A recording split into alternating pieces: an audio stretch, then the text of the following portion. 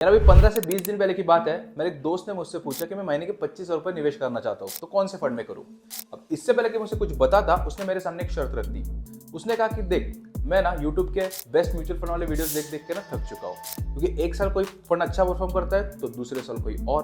तो मुझे ऐसे फंड्स के नाम बता जो अगले 15 से 20 साल के लिए सही है और मुझे ज़्यादा दिमाग ना लगाना पड़े। फिर उसके बाद मैंने उसको बताया कि तू फिर इंडेक्स फंड में क्यों निवेश नहीं करता, क्योंकि इंडेक्स फंड मार्केट में ऐसे कई सारे फंड्स आ चुके हैं जिनके दोनों परफॉर्मेंस और रिस्क पैरामीटर्स काफ़ी अच्छे हैं निफ्टी इंडेक्स से, और उनका जो कॉस्ट यानी कि जो एक्सपेंस रेशियो है वो भी काफ़ी कम है। तो इस वीडियो में हम लोग 3 ऐसे फंड्स देखेंगे जिनमें आप अगले 10 से 15 साल के लिए निवेश कर सकते हैं। तो इस लिस्ट के अंदर सबसे पहला इंडेक्स है निफ्टी 200 मोमेंटम 30। अब इसके अंदर कौन सा फंड है ये हम आगे देखेंगे, लेकिन सबसे पहले इस इंडेक्स को हम लोग समझ लेते हैं। निफ्टी 200 मोमेंटम 30 ये एक स्मार्ट बीटा फंड है और ये कॉन्सेप्ट के ऊपर काम करते हैं जिसको हम लोग कहते हैं मोमेंटम इन्वेस्टिंग। अब ये क्या है ये मैं आपको समझाता हूँ। तो मोमेंटम इन्वेस्टिंग में होता क्या है, किसी भी स्टॉक का 3 या 6 महीने का जो ट्रेंड है उसको नोटिस किया जाता है, देखा जाता है कि वो स्टॉक का अप ट्रेंड रहा है या फिर डाउन ट्रेंड रहा है। और ये जो मोमेंटम बेस्ड पोर्टफोलियो है इसको बनाते वक्त ऐसा मान लिया जाता है कि जो भी इन्वेस्टमेंट्स है उन्होंने अगर अच्छा परफॉर्म किया है पिछले 3 से 6 महीनों में तो वो आगे जाके भी अच्छा परफॉर्म करेंगे, लेकिन अगर उन्होंने खराब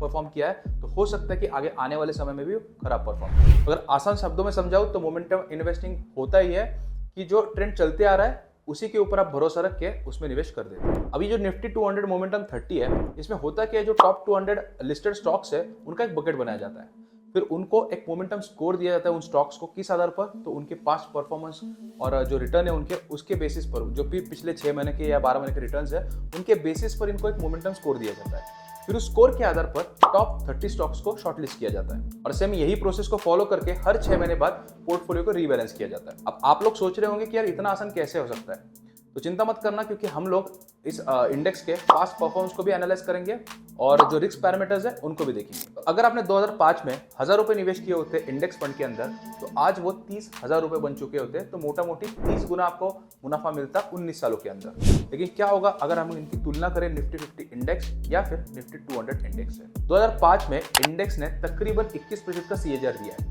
वहीं पर निफ्टी 50 ने 14.7% का दिया है और जो निफ्टी 200 इंडेक्स है उसने भी उतना ही CAGR दिया है। एक बात तो है कि जो इंडेक्स है वो काफी अच्छा परफॉर्म कर रहा है निफ्टी 50 इंडेक्स से। तो चलिए अब रिस्क पैरामीटर्स को देखते हैं। अब इसमें जो आपको ये ब्लू वाली लाइन दिख रही है वो है निफ्टी 200 मोमेंटम 30 इंडेक्स की।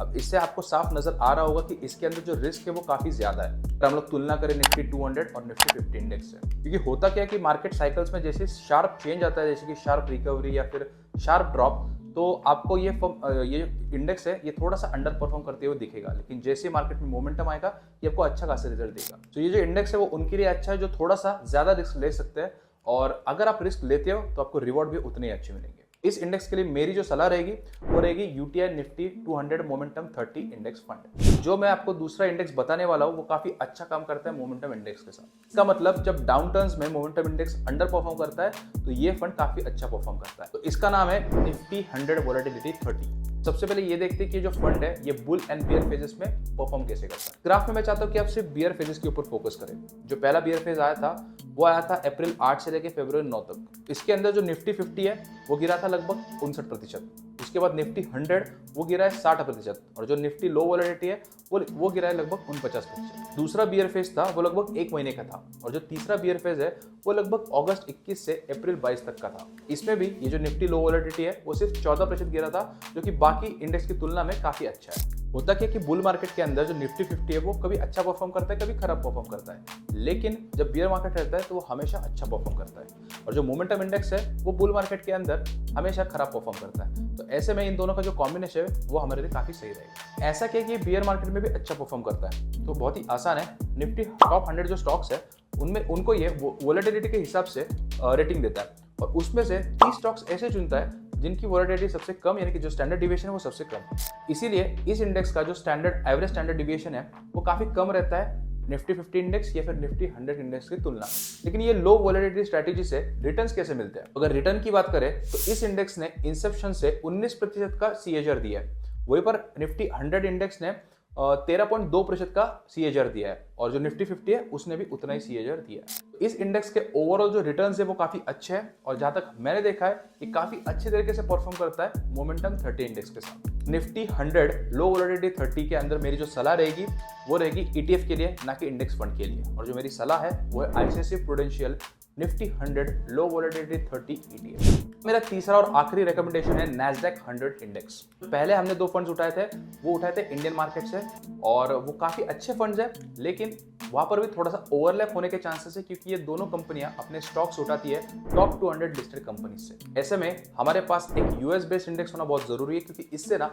ज्योग्राफिकल डाइवर्सिफिकेशन आ जाएगा हमारे पोर्टफोलियो के अंदर। यहाँ पर आप देख सकते हो कि हमने नैस्डैक 100 का Nifty 50, Nifty next 50, Nifty 100, Nifty 500 सबके साथ कोरिलेशन दिखाया है और इन सब के साथ इसका जो कोरिलेशन है वो बहुत ही कम है। तो ऐसे में हमारा जो मकसद था ज्योग्राफिकल डाइवर्सिफिकेशन का वो भी हासिल हो चुका है। यहाँ पर इसका एक और एक फायदा है, ये डॉलर बेस्ड इंडेक्स है, तो जब कभी भी US डॉलर INR की तुलना में बढ़ता है तो उसके भी बेनिफिट्स हमें यहाँ पर देखने को मिल जाते हैं। अब मैं आपको बताता हूँ कि इसके बेनिफिट से आपको कैसे हायर रिटर्न्स मिलते हैं। अब ये जो ब्लू वाली लाइन आप देख रहे हो ये नैस्डैक 100 है इन INR और जो ऑरेंज वाली है वो है नैस्डैक 100 इन USD। क्योंकि यहाँ पर जो INR है वो घट चुका है या फिर जो USD है वो बढ़ चुका है, इसके कारण 2 से 3% का एक्स्ट्रा रिटर्न हमारे पोर्टफोलियो में ऐड हो चुका है। तो नैस्डैक 100 है USD के अंदर वो पिछले 15 सालों में 9 गुना बढ़ चुका है। वहीं पर नैस्डैक 100 जो INR में है वो 18 गुना बढ़ चुका है उसी टाइम पीरियड में।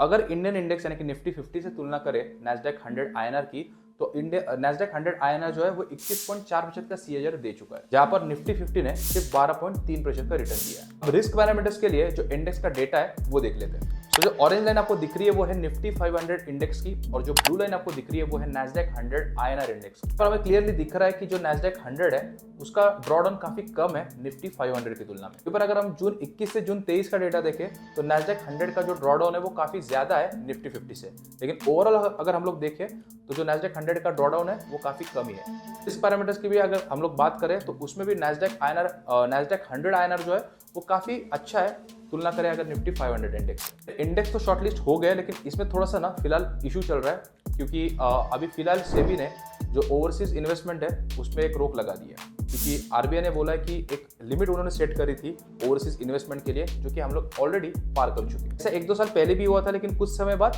जो सेबी है उसने रूल हटा दिया था और बाद में आप निवेश कर सकते थे, लेकिन अभी थोड़ा फिलहाल टेम्पररी इशू चल रहा है, लेकिन कुछ ही समय बाद ये जब रेस्ट्रिक्शंस हट जाएगी तो आप आराम से निवेश कर सकते हैं। इंडेक्स के अंदर मेरी जो सलाह रहेगी वो अगेन ETF रहेगी और इसमें आप मोतीलाल ओसवाल नैस्डैक 100 को चुन सकते हो। That's it for the video. Screen के ऊपर आप तीनों फंड्स या इंडेक्स के नाम देख सकते हो, इनमें आपको निवेश करना है अगले 10 से 15 सालों के लिए। बाकी इनमें से आप किसी भी फंड या ETF में निवेश कर रहे हो तो मुझे कमेंट्स में जरूर बताना।